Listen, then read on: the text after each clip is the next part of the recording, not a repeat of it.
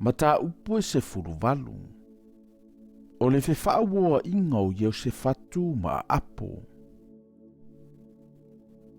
Sa telele oa ma le mamalu ia o se fatu. Ua whetaia i fo i o la ua ngafa ma apo. Ua mawaena i tausanga. O na alui fo i lea o ia ia a apo i Samaria. O na fasia le a apo ma moe ma po vietele. E tali ai o ia ma le nuu na ia te ia. Ma ua whaoso ia te ia la oa e ramota kiriata. Ua whai mai fo ia apo le tupo Israelu ia yo se fatu le tupo Yuta. Ta te o ea mau i ramota kiriata. Ona ia tali atu ai lea ia te ia. O au nei e peio o e lava. O lo unu e peio lo unu. Tātou te o atu ma o i le taua. O whai atu fo i o se fatu le tupo Israelu. Se i esa ili le aso nei i se afionga mai a Jehova. O na whaapotopoto mai ai le tupo Israelu le au perofeta e toa. Whaase lau o tangata. Ma ua whai atu i ate i latou. Pe mātou te o ai ea. I rā mota kiriata e tau ai le taua pe aua. O na latou whai mai lea. Maliwa e ia. A wae tu ina mai e lea tua i le a ao le tupu. O na whai atu leo Iosefatu. E leo i nei ea ma se perofeta Jehova. Ina ia tātou whesiri atu i ate ia. O na whai mai leo le tupu Israelu ia Iosefatu. Ua toele tasi tangata o me kaio le atali ilo i mila. Tātou te whesiri atu ai i a Jehova. Au te ino i a te ia. A wana te lewa valo mai i a te au i mea lelei. A o mea le anga e le au noa. Ona whai atu leo Iosefatu. A ua le feta lai whaapea mai le tupu. Ona wala au leo le tupu Israelu le tasi au nasili o whaapea atu. Ia whaavave mai ia me kaio le atalio i mila. O le tupo Israelu ma Iosefatu le tupo Yuta. Wala tie taitasi i lona Nofoaiga. Sa o ofufo i la ua yo la ofuali. Ma ua la no Nofoaiga le mea unoa i le faitotoa o Samaria. O lo vavalo foi perfeta uma yo la ualuma. Na whaia fo i se te kaia le atali o kena anao ni fo a mea mo ia. Ma whai atu. O lo whapeo na whetalai mai o Jehova. O mea nei e te suatia aisu ria. Se ia e wha umatia i latou. Wa whapeo na wavalo profeta uma. Wa whape atu. Maliwa e ia i ramota kiliata. Ma ia manuia. A waitu ina mai e Jehova i le a ao le tupu. O le na alu i le au e ami atu ia me kaio. Wa whai atu ia te ia wa whape atu. Whauta mai ea i upo le au perofeta i le tupu o tasi. Ua le lei. O le nei. Se i whapea fo i la upu. Ia pei o so latou. Ia e whai atu se upu le lei. O na whai mai leo me kaio. O lo so i fua Jehova. O le mea e whetalai mai ailo ua tua. O le mea le au te whai atu ai. Wa sau fo yo ia i le tupu, ona whai atu leo le tupu ia te ia. Me kai oe, mātou te o atu ea i ramota kili ata i le taua pe aua. Ona whai mai leo o ia. I nā maliwa ia o tau, ma ia manuia. E tu ina mai fo i la tau yo o tau lima. Ona whai atu leo le tupu ia te ia. Pe fo i whaafia ea, ona o matua whai atu ia te oe ia tauto mai. Awane e whai mai ia te au se me tasi. Tau lava le upu moni le suafo Jehova. Ona whai mai le o ia.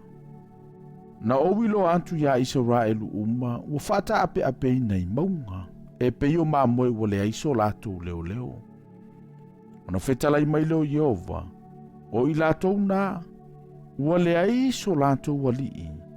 Ia lātou taitasi ma toi fo i atu, ilo na fale ma le file mu.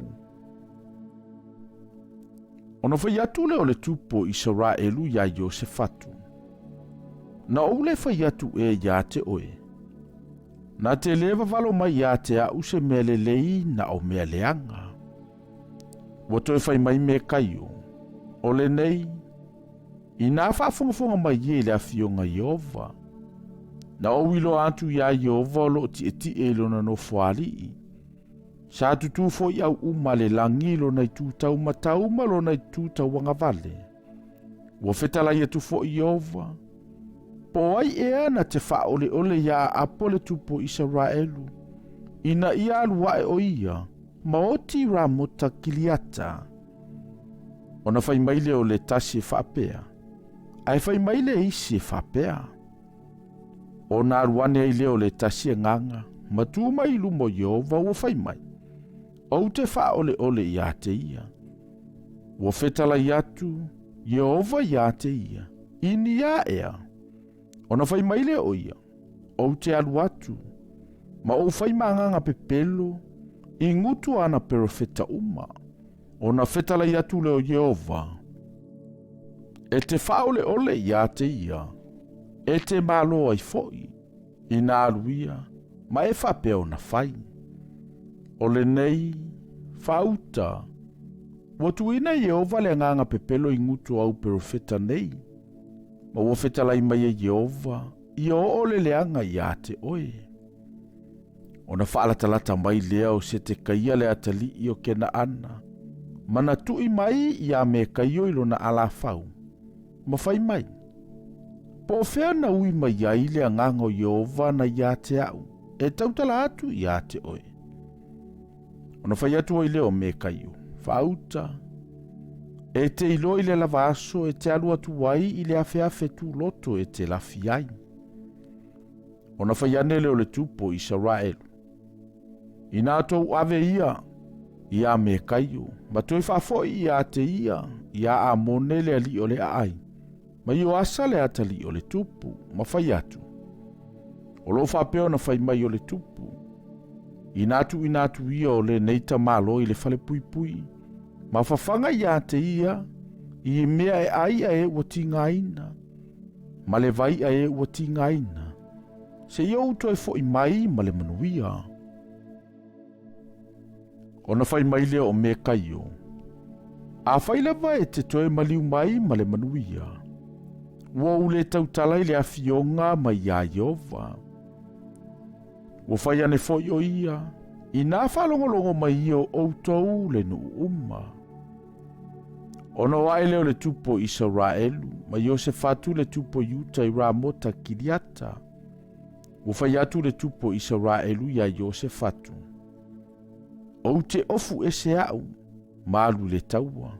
Aie e ofu o eilu lava ofu. Ona ofu leo le tupo Israelu i ofu ese. Ona lato wole i le taua. Wa fai atu le tupo suria e li o kariota sa ia te ia. Wa ia whape atu. Aua ne i tau tau ma se tangata anu. Po se alii tau lava o le tupo Israelu. Wa ilo atu e li e pule i kariota ia Iosefatu. Ona lato whape ane lea. O le tupo Israelu le na. Ona lato usisi o ilea ia te ia tau. Aua langa Iosefatu. Ona fesoso ani mai ai leo Yehova ia te ia. Ona whaaliliu e se ina lea o ilatou e lea tua ia te ia. Wa iloa e li e pule i kariota e leo le tupo Israelu lea. Ona lato toi fo ia tu lea. Wa le toi tuli loa ia te ia. Wa so ona whana e le tasi tangata lana uu. Wala vea ile tupo Israelu ile so o le ofu tau o mea. Ona fai atu leo ia ile taitai o lona kariota. Inali liwane ia o lo lima. Ina ia e ave ia te au i tuo au. Awa ua o manua.